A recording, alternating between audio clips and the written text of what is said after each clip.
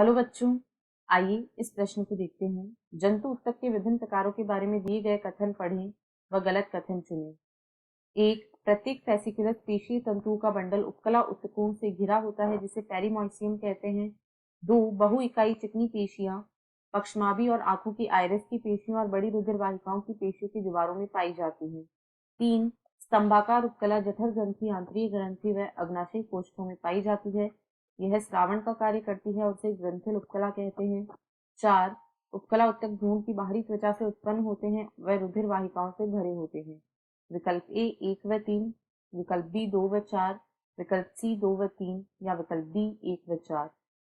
इस प्रश्न की जो मुख्य अवधारणा है वह है जंतु उत्तक। वह है जंतु उत्तक। यहाँ पर हम देखेंगे जंतु उत्तकों के संबंध में कुछ महत्वपूर्ण बिंदु जो कि प्रश्न में दिए गए हैं।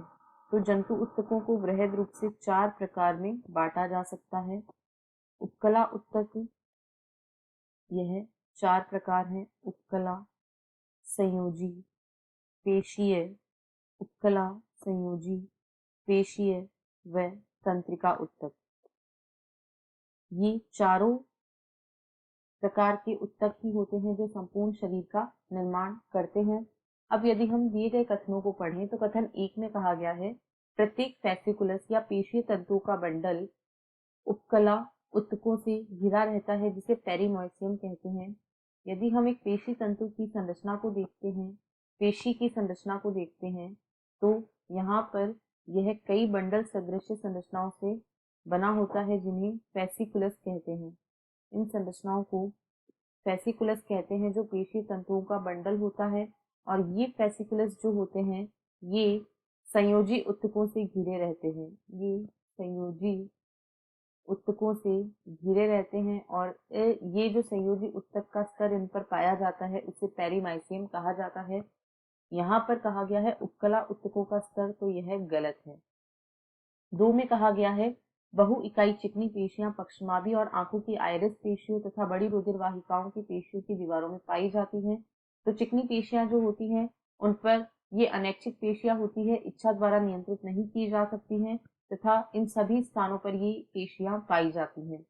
3 में कहा गया है, स्तंभाकार उपकला जठर ग्रंथि, आंतरिय ग्रंथि व अग्नाशय कोष्ठों में पाई जाती हैं जो श्रावण का कार्य करती हैं और इसे ग्रंथिल उपकला कहते हैं। यह भी बिल्कुल सही है।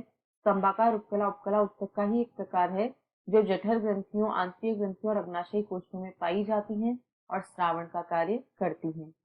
4 में कहा गया है, उपकला उत्तक भ्रूण की बाहरी त्वचा से उत्पन्न होते हैं व रुधिर वाहिकाओं से भरे होते हैं। तो ये बाहरी त्वचा से ही नहीं बल्कि बाहरी त्वचा, मध्य त्वचा, मध्य त्वचा व अंतस्त्वचा व अंतः त्वचा तीनों से मिलकर उत्पन्न होते हैं। एक्टोडर्म, एंडोडर्म तथा मेसोडर्म, यानी यह भी गलत है। कथन 1 व 4 गलत हैं, इसलिए विकल्प डी इस प्रश्न का सही उत्तर है। आशा है आपको प्रश्न समझ आया होगा। धन्यवाद।